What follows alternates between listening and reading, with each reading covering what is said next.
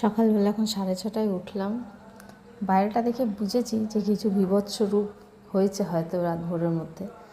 নিচে নেমে দেখি আমার সিঁড়ির ঘরে, যেখানে প্রথম স্টেপটা অবধি জল ঢুকতো, খুব বৃষ্টি হলে এখান অবধিই ঢুকতো, সেইটা পুরো ক্রস করে আমার সেকেন্ড সিঁড়িটা থেকে থার্ড পুরো মানে সিঁড়ি ওঠার মুখ অবধি পুরো দেখো চটিগুলো ভেসে উঠেছে। ভাবতে পারিনি, ময়লা ফেলার জন্য প্যাকেটটা রেখেছিলাম সেটাও ভেসে গেছে। ভাবতে পারিনি এতটা জল। আর ওদিকে আমার নিচতলাটা তো পুরো জল ঢুকে গেছে, যাচ্ছে তাই অবস্থা। জুতোগুলো সব এখন ঘেন্নাই করছে ধরতে। এখন জানি না পরে বৃষ্টির জল বেরোলে কতটা কি ধুতে পারবো। এই দেখো বাইরে কোনো দিন এতটা জল আমি দেখিনি আমার এত বছরের বৈবাহিক জীবনে। আর এই ড্রামটা দেখো কোথায় থেকে বেচারা ভাসতে ভাসতে আমার দোরগোড়ায় অবধি চলে এসছে, যেটা পরে আমি দেখেছি আরও অনেক দূর অবধি চলে গেছে।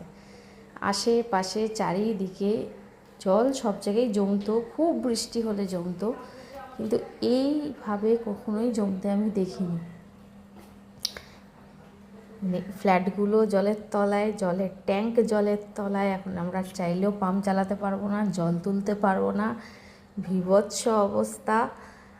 মানে কোনো দিক ফাঁকা নেই যেখানে আমি বলবো যে জল এখানে হয়নি।